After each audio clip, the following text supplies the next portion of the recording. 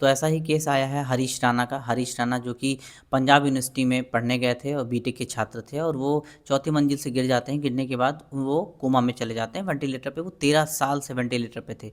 उनकी हालत इतनी क्रिटिकल थी कि वो 13 साल से जिस बेड पे लेटे थे, बेड पे लेटे लेटे उनको घाव हो गया था, और उन्हें क्वाडो करके एक बीमारी होती है, वो बताया गया है। उसको कहते हैं क्वाडोप्लाजिया। क्वाडोप्लाजिया नामक एक बीमारी थी, डॉक्टर ने ऐसा घोषित कर दिया था।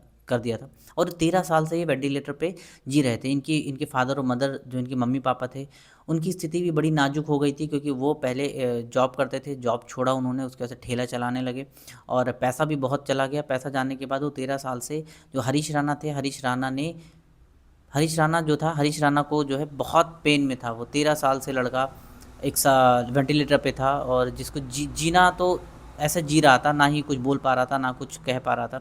उनके माता और पिता ने खुद से जो है इच्छा मृत्यु की मांग की। सोचिए वो उस पेरेंट्स के लिए कितना दुखदाई होगा, कितना भावुक पल होगा।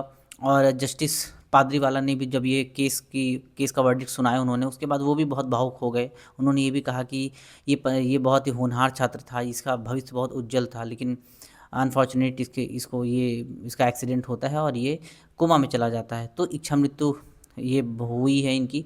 और दो तरीके की इच्छा मृत्यु है हमारे यहाँ पे, एक एक्टिव यूथनेशिया बोलता है, एक पैसिव यूथनेशिया। लेकिन हमारे यहाँ पे एक्टिव यूथनेशिया लीगल नहीं है। पैसिव यूथनेशिया में ये है कि इनका सपोर्ट सिस्टम हटा दिया जाएगा। हरीश राणा जो थे, हरीश राणा का सपोर्ट सिस्टम हटा दिया जाएगा, लेकिन कोर्ट ने कहा है कि इनकी गरिमा भंग नहीं होनी चाहिए, पेशेंट की गरिमा नहीं भंग होनी चाहिए।